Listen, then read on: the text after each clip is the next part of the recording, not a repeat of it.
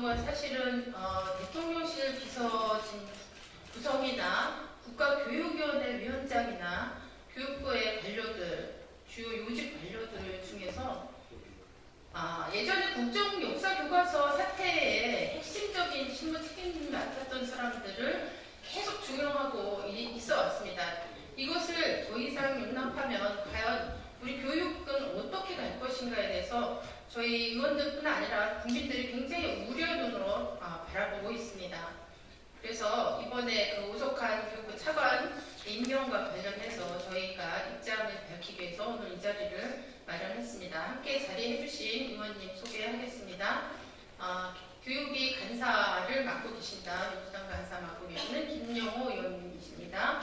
강덕구 의원님도 함께 하셨습니다. 그리고 저는 강민정입니다. 그러면 기자회견문을 읽도록 하겠습니다. 윤석열 대통령은 역사의 수레바퀴를 뒤로 돌리는 행위를 멈추십시오. 안녕하십니까. 국회 교육위원회 소속 국회의원 강민정입니다. 저는 오늘 국회 교육위 소속 민주당 의원님들과 함께 오석환 차관 임명 철회를 촉구하기 위해 이 자리에 섰습니다. 먼저 최근 장상윤 교육부 차관이 대통령실 사회수석 비서관으로 자리를 옮기면서 오석환 전 대통령실 교육비서관이 교육부 차관으로 임명됐습니다. 오석환 차관은 누구입니까? 오석환 차관은 친일과 독재를 미화하며 박근혜 정부 역사교과서 국정화를 주도한 역사교육지원 TF 단장이었던 인물입니다. 문재인 정부의 역사교과서 국정화 진상조사 백서에 따르면 오석환 차관은 2015년 10월부터 약 한 달 동안 당시 서울 종로구 동숭로에 있던 국립국제교육원에서 21명 규모의 TF를 비밀리에 운영한 것으로 알려졌습니다.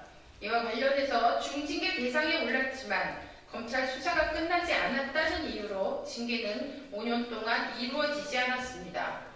이런 인물이 윤석열 정부에 이르러선 교육부 기획조정실장으로 그리고 대통령실 교육비서관으로 이제는 다시 교육부 차관으로 중용되고 있습니다. 공무원을 국장으로 임명하는 것과 정무직인 차관으로 임명하는 것은 그 의미와 무게가 다릅니다. 역사교과서 국정화는 우리 교육계의 수치입니다. 2015년 당시 박근혜 정부의 한국사 교과서 국정화 결정에 대한 반대 운동이 전국적으로 일어났습니다.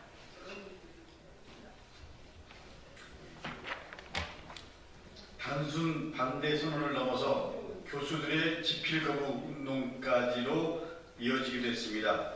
반대 운동은 교수뿐 아니라 전국 역사 교사 모임 그리고 사회 원로, 시민단체 활동과 학생의 이르기까지 들불처럼 번지게 되었습니다. 결국 2016년 박근혜 대통령 탄핵으로 한국사 교과서 국정화 추진은 멈추게 됩니다. 오 차관은 전 국민이 반대했던 역사교과서 국정화 사태 당시 주요 실무 책임자였습니다. 심지어 교육부는 당시 공식적인 국정화 관련 업무를 담당하는 역사교육팀이 있었음에도 불구하고 별도로 조금 전에 우리 강민정 위원님께서 말씀하신 21명 규모의 TF 조직을 구성하여 운영했습니다. 이들의 역할은 국정교과서에 대한 다각적 홍보 그리고 지지 세력 양성이었습니다. 이 과정에서 규관장의 결재 없이 외부 인력을 차출하거나 예비비를 부당하게 사용하는 등의 온갖 불법과 편법을 저질렀습니다. 그럼에도 어떠한 처벌도 받지 않았습니다. 이런 인물이 윤석열 정권에서 두 번째 교육부 차관이 된 것입니다. 인사가 아무리 대통령의 고유 권한이라고 하더라도 이 상황은 도저히 납득하기가 어렵습니다. 교육은 병년지대계라는 말을 무시하기로 하듯 현 정부는 교육으로 바라보지 않습니다. 오 차관이 교육부 차관으로 활동하면서 우리 교육이 어떻게 될지 걱정됩니다. 역사교과서 국정화를 다시 추진할지도 모릅니다. 자라는 아이들을 친일과 독재를 미화하는 그런 교과서로 교육을 받게 될지도 모릅니다. 무엇보다 우리 교육을 퇴행시킨 사람을 교육부 차관에 임명한 것에 대해서 저희들은 동의할 수 없습니다.